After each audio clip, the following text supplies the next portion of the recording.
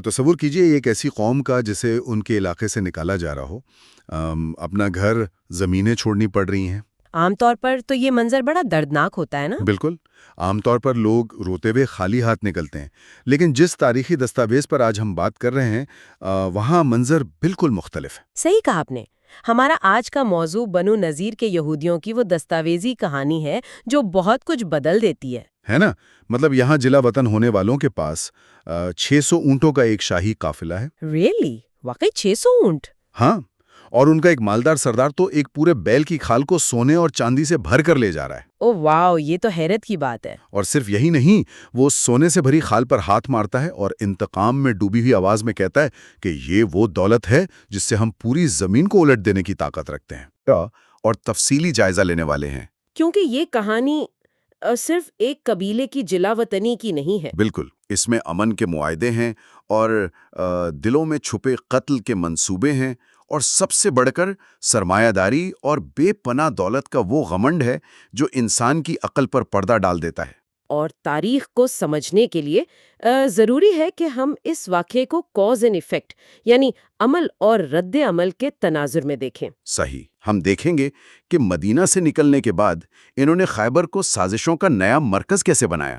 ایک بات میں یہاں واضح کرتی چلوں کہ آج ہمارے پاس جو ذرائع ہیں اس میں جو بیانیہ پیش کیا گیا ہے، ہم اس کا بالکل غیر جانبدارانہ تجزیہ کریں گے۔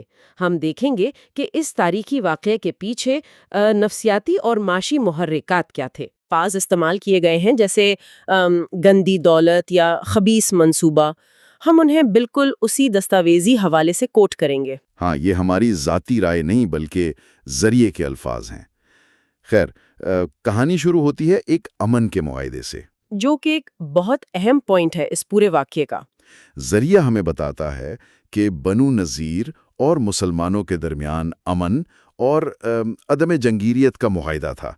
دونوں نے طے کیا تھا کہ حملہ نہیں کریں گے۔ بظاہر سب ٹھیک تھا، لیکن دستاویزات کہتی ہیں کہ اندر ہی اندر کھچڑی پک رہی تھی۔ ہاں، بنو نذیر نے خفیہ طور پر منافقین کے ساتھ مل کر کام شروع کر دیا تھا۔ ان منافقین کے دلوں میں اسلام کے خلاف شدید دشمنی تھی۔ تو انہوں نے مل کر کیا کیا؟ انہوں نے اوس اور خزرج قبائل کے درمیان جو پرانی دشمنی تھی اس کو واپس ہوا دینا شروع کر دی، تاکہ وہ آپس میں ہتھیار اٹھا لیں اور خانہ جنگی ہو جائے۔ صحیح، لیکن سب سے بڑا ٹرننگ پوائنٹ تب آتا ہے جب رسول اللہ صلی اللہ علیہ وسلم خود بغیر کسی ہتھیار کے ان کے علاقے میں گئے۔ انہوں نے امن کے معاہدے پر پورا اعتماد کیا۔ اور وہاں بنو نذیر نے کیا کیا؟ ذرائع کے مطابق وہاں بنو نذیر نے آپ صلی اللہ علیہ وسلم کو قتل کرنے کا ایک خفیہ منصوبہ بنایا، جسے ذرائع میں خبیث منصوبہ کہا گیا ہے۔ اچھا، اس کو تھوڑا سمجھتے ہیں۔ یہ ایسی ہی بات ہے کہ آپ کسی کے ساتھ شانتی سمجھوتا کریں، یعنی ایک پیس ٹریٹی کریں، ہاں، اور جب وہ آپ کے گھر نہتا آئے، انارمڈ آئے، تو آپ اس کے پیٹھ پہ چھرا گھونپنے کی تیاری کر لیں۔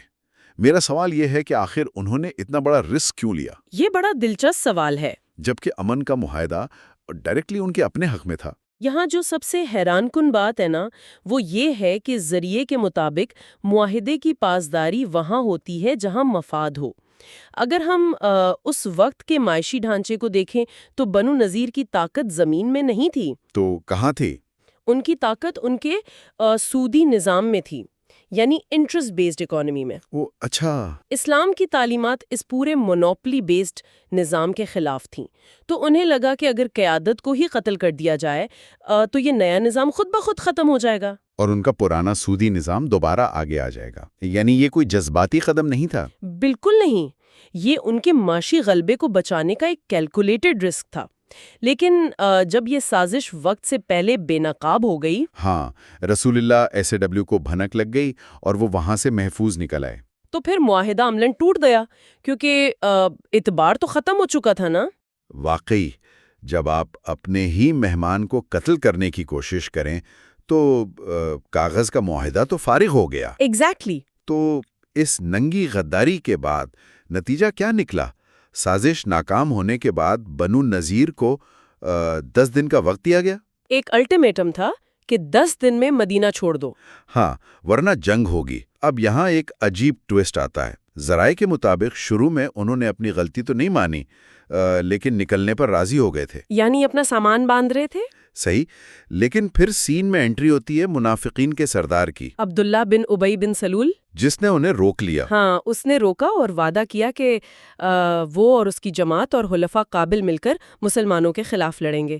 اس جھوٹے وعدے پر بنو نذیر نے مدینہ چھوڑنے کے بجائے اپنی قلعہ بندی کر لی. یہ تو بہت بڑی بے وقوفی تھی۔ یہ بالکل ویسا ہے جیسے کوئی دوست آپ کو آگے کر کے لڑائی شروع کروا دے، ہاں، اور خود پیچھے ہٹ جائے. ایگزیکٹلی۔ اور جب لڑائی شروع ہو جائے تو وہ اپنا فون ہی بند کر لے۔ میں سوچ رہا تھا کہ عبداللہ بن ابی کی اس کھوکھلی تسلی نے انہیں کتنا بڑا نقصان پہنچایا۔ بہت بڑا نقصان پہنچایا۔ اگر ہم دیکھیں تو 14 دن کا محاصرہ ان کے لیے نفسیاتی طور پر توڑ دینے والا تھا۔ ویٹ، 14 دن تک وہ قلعے میں بند رہے؟ جی، 14 راتوں تک۔ اب آپ سوچئے، دیواروں کے اندر قید ہیں، باہر سے کوئی مدد نہیں آ رہی، عبداللہ بن ابی کی طرف سے کوئی ایک فوجی نہیں آیا۔ یہ تو سچ میں مینٹل ٹارچر جیسا ہوگا، روز امید لگانا اور روز ٹوٹ جانا۔ بالکل۔ مسلمانوں کا مقصد قتل عام کرنا نہیں تھا، بلکہ انہیں علاقے سے نکالنا تھا تاکہ ریاست اندر سے محفوظ رہے۔ صحیح۔ غلط مشورے اور اس جھوٹے اعتماد نے بنو نذیر سے ان کی بارگیننگ پاور چھین لی تھی، بات چیت کی طاقت ختم ہو گئی، اور اب انہیں مدینہ لازماً چھوڑنا تھا۔ اور آخرکار جب بھوک اور نا امیدی نے انہیں توڑ دیا تو انہوں نے ہتھیار ڈال دیے۔ ہتھیار ڈالنے کے بعد جو معاہدہ طے پایا اس کی شرائط کافی دلچسپ ہیں۔ ہاں، یہاں سے واقعی کہانی پلٹتی ہے۔ شرائط یہ تھیں کہ وہ ہتھیار اور غیر منقولہ جائیداد وہیں چھوڑ دیں گے جو بیت المال میں چلی جائے گی، لیکن اس کے علاوہ وہ جو کچھ اٹھا کر لے جا سکتے ہیں لے جائیں۔ یہاں آ کر کہانی سچ میں بہت دلچسپ ہو جاتی ہے۔ ذرائع کے مطابق رسول اللہ صلی اللہ علیہ وسلم نے ان کے ساتھ سختی نہیں کی، بلکہ عفو درگزر سے کام لیا۔ انہیں اپنا سامان ساتھ لے جانے کی اجازت مل گئی تھی۔ اور عام طور پر جب لوگ جلا وطن ہوتے ہیں تو تباہ ہو جاتے ہیں نا، لیکن یہاں 600 اونٹوں پر ان کا سامان لدا ہوا تھا۔ یہ تو کسی VIP جلا وطنی جیسا منظر ہے۔ واقعی یہ ایک پوری متحرک ریاست تھی جو مائیگریٹ کر رہی تھی۔ صحیح کہا۔ اور اس مالدار شخص کی بات یاد ہے، سلام بن ابی غقیق۔ اس نے ایک پورے بیل کی خال کو سونے اور چاندی سے بھر لیا تھا۔ ایک بیل کی خال کا سائز اور اس میں بھرا ہوا سونا، یہ تصور ہی حیران کن ہے۔ اور خیبر کے باہر جا کر اس نے خال پر ہاتھ مار کر غرور سے دھمکی دی، کہا یہ وہ چیز ہے جس سے ہم زمین کو زہر و زبر کرنے کے لیے تیار ہیں۔ یعنی وہ اپنی طاقت کا مظاہرہ کر رہا تھا۔ ہاں، اس نے کہا اگر مدینہ میں کھجوریں تھیں تو خیبر میں بھی ہیں۔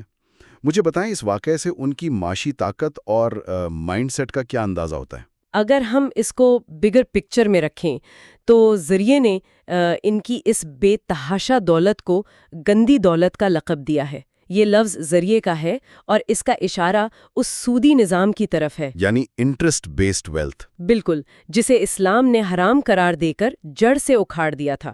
سلام بن ابی حقیق کا بیان دراصل ایک دھمکی تھی۔ کیسی دھمکی؟ کہ وہ اپنی اس سرمایہ داری اور فائنینشل ڈکٹیٹرشپ کو اسلام کے خلاف بطور ہتھیار استعمال کریں گے۔ ان کا غمنڈ ٹوٹا نہیں تھا بلکہ اور سخت ہو گیا تھا۔ تو اس دولت کے نشے میں اب وہ خیبر پہنچ گئے، مدینہ سے تقریباً 70 میل دور۔ ذریعہ ہمیں بتاتا ہے کہ خیبر زراعت اور جنگی لحاظ سے بہت مضبوط تھا۔ وہاں پہلے سے 10,000 مسلح جنگجو موجود تھے۔ 10,000 فوجی؟ یہ تو بہت بڑی طاقت تھی۔ ہاں۔ اور جب بنو نذیر کے سردار جن میں حیے بن اخطاب، کنانہ بن ابی حقیق اور سلم بن مشکام وغیرہ وہاں پہنچے تو انہوں نے آتے ہی وہاں اپنی روحانی اور معاشی سیادت قائم کر لی۔ سیادت یعنی اپنی لیڈرشپ قائم کر لی، کس بنیاد پر؟ کیونکہ وہ اپنا شجرہ حضرت ہارون علیہ السلام سے ملاتے تھے، اس بنیاد پر ان کی روحانی برتری مانی جاتی تھی۔ اچھا، اور انہوں نے خیبر میں آ کے کیا کیا؟ خیبر جو پہلے مسلمانوں کے معاملات میں غیر جانبدار تھا، اچانک سازشوں کا نیا اڈا بن گیا۔ انہوں نے دوسرے قبائل جیسے بنو قریظہ کو بھی بھڑکانا شروع کر دیا۔ وہاں بیٹھ کر وہ نئے نئے منصوبے بنانے لگے۔ میرا سوال یہاں یہ ہے کہ تو اس سب کا مطلب کیا ہے؟ اگر انہیں ایک نئی جگہ مل گئی تھی، 10,000 جنگجو مل گئے تھے اور بے تحاشا دولت تھی، تو انہوں نے نئی شروعات کیوں نہیں کی؟ صحیح سوال ہے۔ عام انسان تو یہی سوچتا ہے۔ مطلب اس کو ایسے دیکھیں جیسے کسی CEO کو کمپنی سے نکال دیا جائے، اسے ایک ہیوی پیکیج دے کر بھیجا جائے اور وہ کسی دوسری کمپنی میں جا کر اپنا نیا ایمپائر بنانے کی بجائے اپنی ساری دولت اور انرجی پرانی کمپنی کو تباہ کرنے میں لگا دے؟ ایک دم زبردست تشبیہ دی ہے آپ نے۔ انسان کی فطرت کا تاریک پہلو یہی ہے۔ انہوں نے ایسا کیوں کیا؟ دیکھیں، تجسس، غلبہ اور سیادت کی طلب ان کے فیصلوں پر حاوی تھیں۔ وہ برابری کو ہضم نہیں کر پا رہے تھے۔ ذریعے کے مطابق اگر وہ خیبر میں امن سے رہتے تو شاید ان کا وجود باقی رہتا۔ لیکن ان پر تو مدینہ واپس لینے کا بھوت سوار تھا۔ بالکل، اسلام کو ختم کرنے کے جنون نے انہیں ایک ایسی جنگ کی طرف دھکیل دیا جس کا انجام آخرکار ان کی اپنی تباہی نکلا۔ انہوں نے اپنی نئی طاقت کو پازیٹیو وے میں یوز کرنے کی بجائے ڈسٹرکشن کی طرف لگا دیا۔ اور اس ڈسٹرکشن نے آخر انہیں ہی نگل لیا۔ اس پورے تفصیلی جائزے کے آخر میں میں یہی سوچ رہا تھا کہ تاریخ میں اکثر دولت اور طاقت کا گھمنڈ انسان کی عقل پر سچ میں پردہ ڈال دیتا ہے۔ صحیح کہا۔ بنو نذیر کے پاس مدینہ سے نکلنے کے بعد امن سے زندگی گزارنے اور اپنی تجارت جاری رکھنے کا سنہری موقع تھا، لیکن انہوں نے انتقام کو چنا۔ اور جب نفرت کو پالیسی بنا لیا جائے تو تباہی لازمی ہے۔ ان کی کہانی واقعی اس بات کا زندہ ثبوت ہے کہ ایروگینس انسان سے اس کی بصیرت چھین لیتی ہے۔ بالکل سچ کہا آپ نے۔ سننے والوں کے لیے اس تحقیق کو ختم کرتے ہوئے میں ایک آخری سوال چھوڑنا چاہتا ہوں۔ جی ضرور۔ کیا کبھی کبھار بے پناہ وسائل اور ان لمیٹڈ دولت ہی کسی قوم یا شخص کے زوال کی سب سے بڑی وجہ بن جاتی ہے؟ یہ سوچنے والی بات ہے۔ اگر بنو نذیر کے پاس سونے سے بھری ہوئی وہ خالیں اور خیبر کے 10,000 جنگجو نہ ہوتے تو کیا وہ اپنی اس آخری جلاوطنی میں پرسکون زندگی گزارنے پر راضی ہو جاتے؟ شاید وہ کمپرومائز کر لیتے کیونکہ ان کے پاس لڑنے کے وسائل نہیں ہوتے۔ ایگزیکٹلی۔ سوچنے کی بات یہ ہے کہ کیا طاقت واقعی ہمیں تحفظ دیتی ہے یا یہ خود ایک سب سے بڑا جال ہے جو ہمیں ہماری تباہی کی طرف لے جاتا ہے؟ ایک بہت ہی گہرا سوال ہے یہ۔ ہمارے ساتھ اس گہری تحقیق میں شامل ہونے کا بہت شکریہ۔ نئے جوابات تلاش کرنے کی اس جستجو کو ہمیشہ قائم رکھیے اور سوچتے رہیے۔